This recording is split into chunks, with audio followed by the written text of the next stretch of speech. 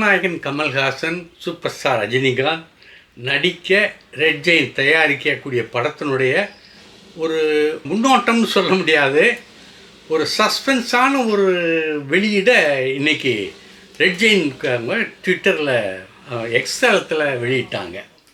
அந்த எக்ஸ் தளத்தில் அவங்க ரொம்ப சாமர்த்தியமாக வெளியிட்டாங்க. அதாவது 7:12 மணிக்கு நீங்கள் எக்ஸ் தளத்தை பாருங்கன்னாங்க. இந்த 7:12 வந்து ஒரு குறிப்பாக ஒரு உங்களுக்கு புரியும்னு நினைக்கிறேன். 7 உலகநாயகன் கமல்ஹாசன் பிறந்த நாள் தேதி, 12 சூப்பர் ஸ்டார் ரஜினிகாந்த் பிறந்த நாள் தேதி. இந்த 7:12 அப்படி இது பண்ணிவிட்டு இப்போ நாளைக்கு வந்து சொச்சத்தை 12 மணிக்கு அந்த 12 மணிக்கு 12:07 வெளியிட போகிறாங்க. அவங்க எதுவுமே எல்லாத்தையுமே புதுமையாக செய்கிறாங்க. ஆனால் ரெட் ஜெயின் வந்து இவ்வளவு அவசரமாக செய்ய வேண்டிய காரணம் என்னங்கிறது தான் புரியலை.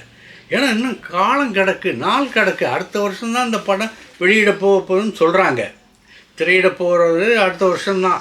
இப்போ அதுக்கு முன்னாலே இந்த மாதிரி ஒரு முன்னோட்டத்தை எல்லாம் ஒரு விறுவிறுப்பான ஒரு எக்ஸ்பெக்டேஷனில் இருக்கிறதெல்லாம் இப்போ அவுத்து விடுறாங்களே, என்ன அப்படிங்கிற அதுக்கு என்ன காரணம் அப்படிங்கிறது தெரியல.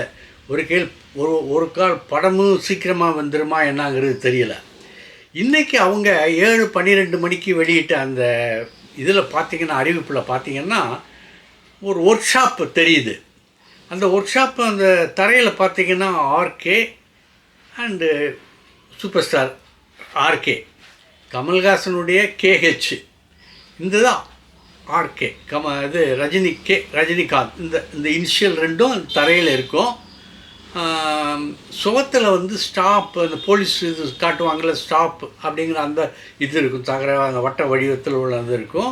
அப்புறம் அந்த பக்கம்லாம் ஸ்பேனர்லாம் அடுக்கி வச்சுருப்பாங்க. ஏற்கனவே வந்து சொல்லுவாங்க, இவர் கார் சாவியை தூக்கி போடுவார், கமல்ஹாசன் கரெக்டாக பிடிச்சிருவார் அப்படின்னு.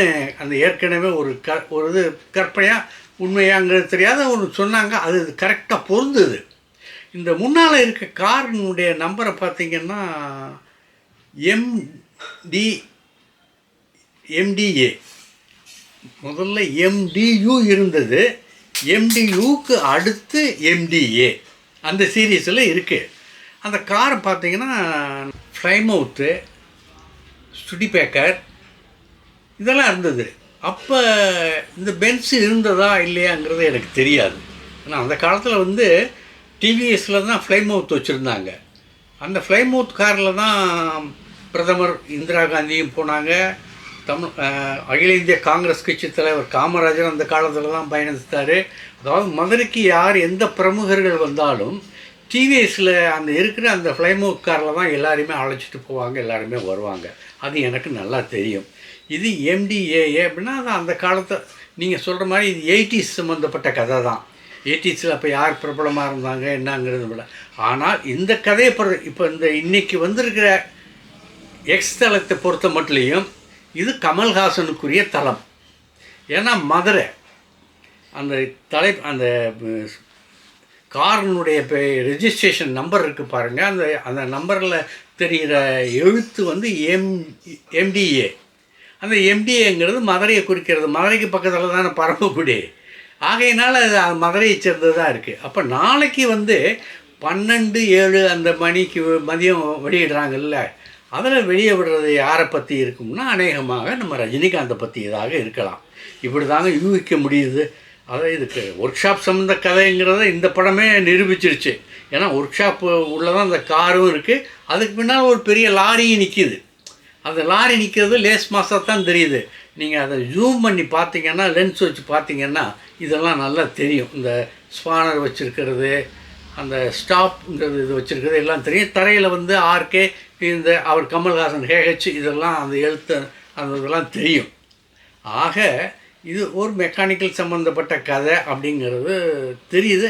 இருந்தாலும் நம்ம உறுதி செய்ய முடியாது, அவங்க சொன்னால் தான் தெரியும். சரி, இது இப்படி இருக்க அடுத்து மற்ற கட்சி செய்திகளையும் பார்ப்போம். எலெக்ஷன் நேரமாச்சே. இப்போ வந்து ஒரு கட்சி வந்து இன்றைக்கி வந்து திராவிட முன்னேற்ற கழகத்தோட கூட்டணி சேர்ந்துருச்சு, தேமுதிக அப்படின்னு சொல்லி ஒரு செய்தியை பார்த்தேன். ஒரு 7 தொகுதியோ ஒரு ராஜ்யசபா சீட்டும் கொடுக்கறதாக உறுதி செஞ்சுருக்காங்கிற மாதிரி ஒரு நியூஸ் வந்தது.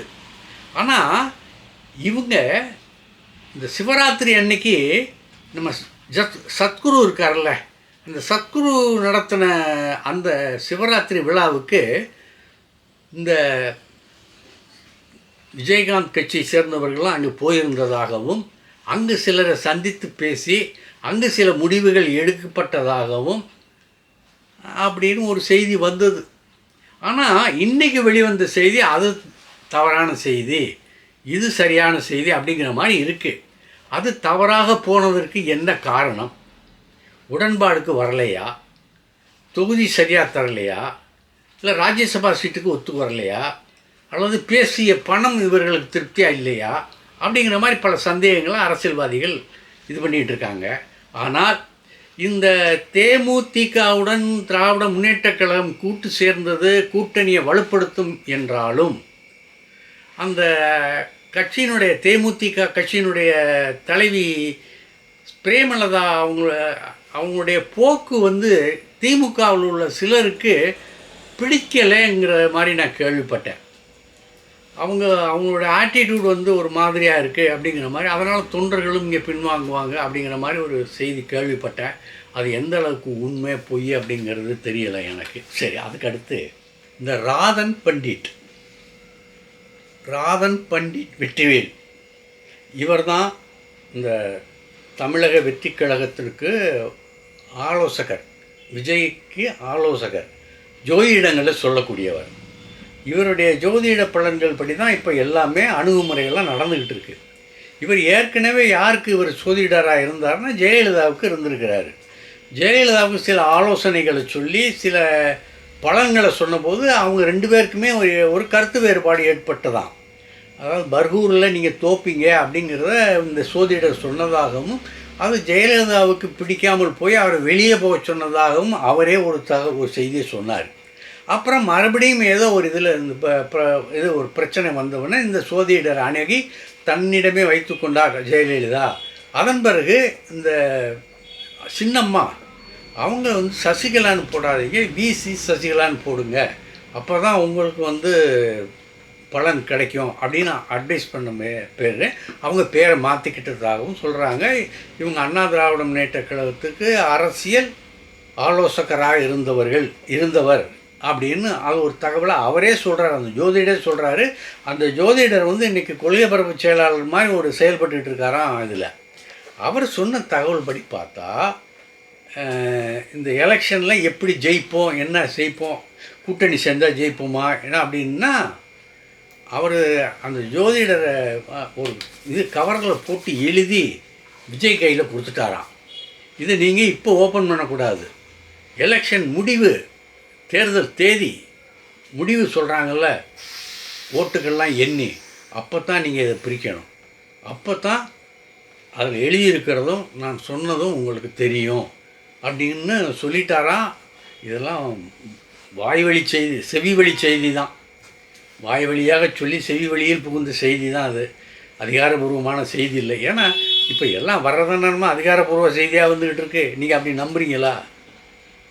அந்த ஊடகங்களுக்கு எது சரி எது தப்புன்னு அவங்க யூகிக்கிறாங்களோ அதை செய்தியாக சொல்கிறாங்க.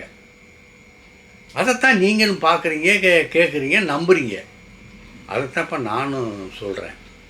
ஆனால் ஊகிக்கிறது நான் ஊகம் மட்டும் சொல்லலை, கிடைக்கிற செய்திகள்லாம் அதாவது இது யார் மூலமாக வந்தது அப்படின்னா அந்த டிவிக்கு அந்த கட்சி சார்பில் இருக்காங்கல்ல, அதில் சில முக்கிய பிரமுகர்கள் இருப்பாங்கள்ல, அவங்க கேள்விப்பட்டதை அது ரைட்டாக தப்பான்னு கூட தெரியாமல் நம்மகிட்ட சொல்லிடுவாங்க, அதை நம்ம பதிவு பண்ணுறோம், இவ்வளோதான். ஆகவே யாரும் இன்றைக்கி ஊடகங்களில் வர்றது அவர் சொன்ன செய்தி தான் உண்மை, இவர் சொன்ன செய்தி தான் உண்மை அப்படின்னு யாரும் உரிமை போராதீங்க. அது பிளண்டரா, அது தப்பு. இந்த மாதிரி ஊகங்களில் தான் இப்போ செய்திகள் ஓடிக்கிட்டு இருக்கு. அதை நான் வெளிப்படையாக சொல்லிடுறேன். மற்றபடி நாளை சந்திக்கலாம். இந்த வீடியோ உங்களுக்கு பிடிச்சிருந்தா லைக் பண்ணுங்கள், கமெண்ட் பண்ணுங்கள், ஷேர் பண்ணுங்கள், சப்ஸ்கிரைப் பண்ணுங்கள்.